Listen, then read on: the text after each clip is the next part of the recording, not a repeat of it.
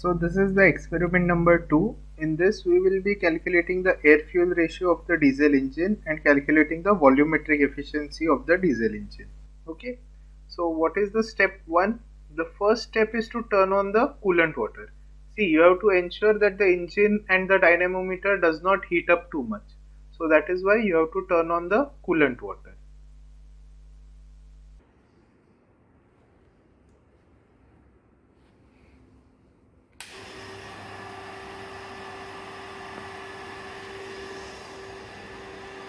After you turn on the coolant water, you have to ensure that you adjust the flow of coolant into both the engine and the calorimeter properly.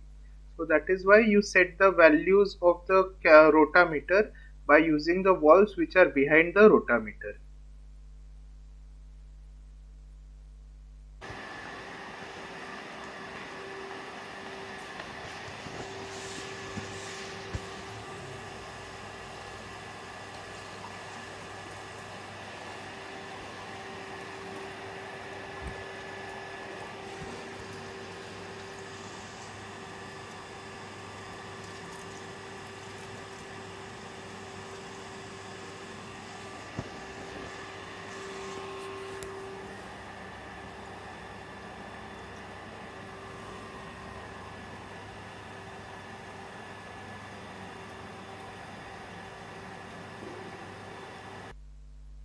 Then after you have set the values of the rotameter, ensure that the load on the dynamometer is 0 and then turn on the dynamometer.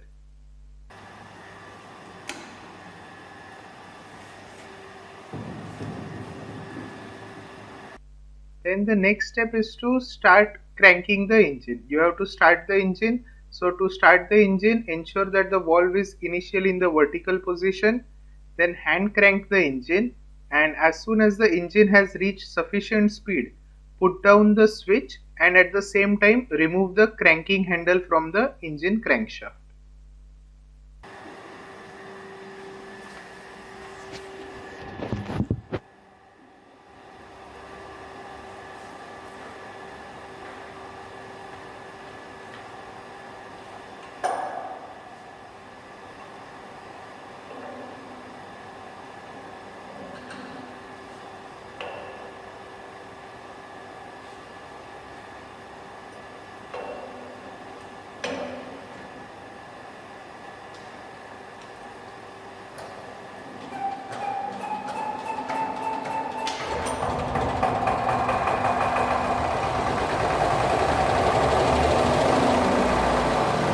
Then just to make sure, go and check that the load on the engine is currently 0.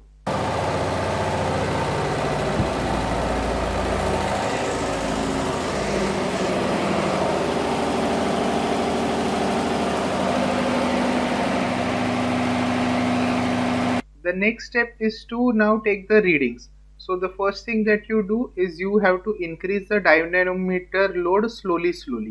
So increase it slowly till you reach a certain value. It can be 1 kg, it can be 1.5 kg, it can be 2 kg. Ideally the load should be 1.5 kg, 3 kg and 4.5 kg.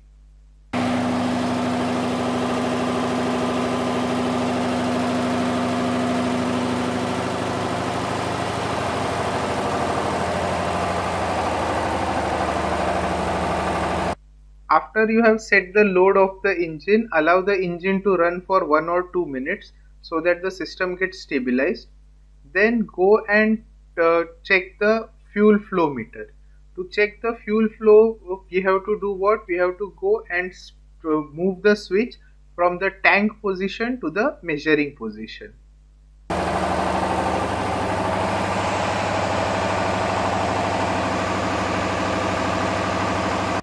Then you will have to use a stopwatch in your mobile.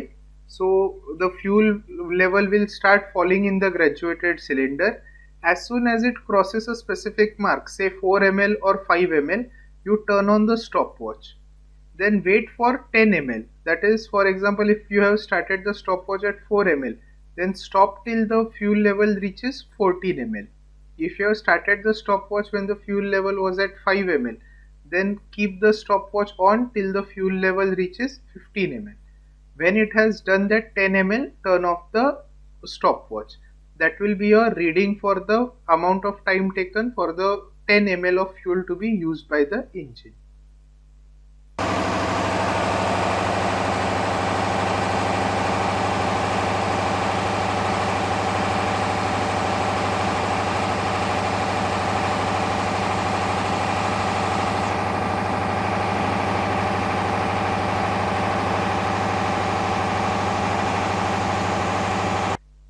The RPM of the engine will be directly available on the screen itself, so you can directly note down the RPM of the engine. So the next step is to take the manometer reading. When taking the manometer reading, you have to see the difference between the two columns of the manometer. So here it is over here and here it is over here. So this is the difference. What is the reading? See, this is what, 20, 22, 24. This is approximately 24, and this is what, 92, 94, 96, approximately 96. So difference is what, 22 and 96. So 96 minus 22, that will be 74 mm. So that is your manometer reading.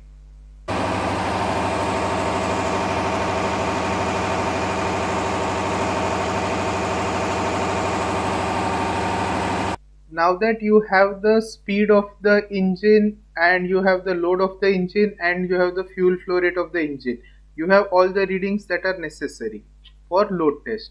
So take 3 such readings and note all of them down in your reading table.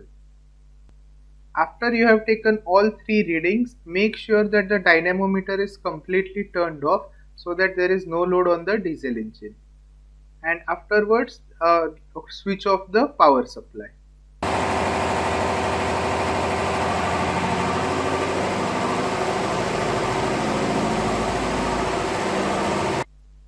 Then go to the engine and push the arm of the governor so as to stop the fuel supply to the engine and to turn off the engine. Push the arm till the engine stops rotating.